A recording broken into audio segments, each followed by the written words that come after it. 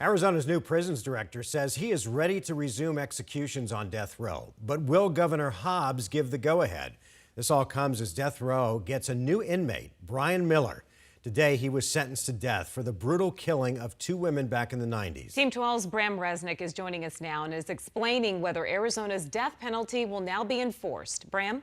Well, 3 months ago, Governor Katie Hobbs, handpicked prison director, described an execution process that was in shambles. Today, Ryan Thornell says it's ready to go, but it could be months before that happens. Ryan Thornell was peppered with questions by state senators vetting his nomination. Has he fixed Arizona's death row? The answer was yes. The issues, the questions, the concerns that I had as the director have all been resolved.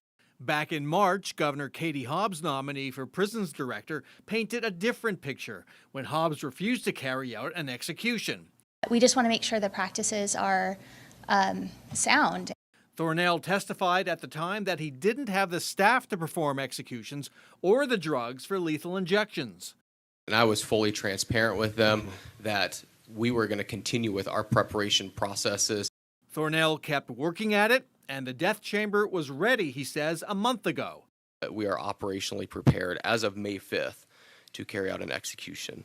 But a spokesman for Hobbs says nothing has changed at her end. Executions remain on hold.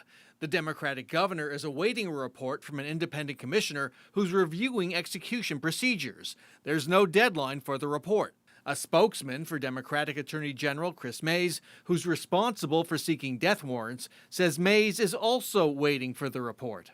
It was a pleasant surprise, I will say. Republican Maricopa County Attorney Rachel Mitchell said Thornell's progress on executions gives hope to crime victims' families who are seeking resolution. We're going to proceed business as usual. The law is still the law. It hasn't changed. Mitchell's office will continue to pursue the death penalty. She's already preparing for appeals of the death sentence for a man convicted in the Canal killings. And County Attorney Rachel Mitchell also told me she's still pursuing a lawsuit that challenges the governor's authority to refuse to carry out an execution. Let's send it back to you. Bram, thanks.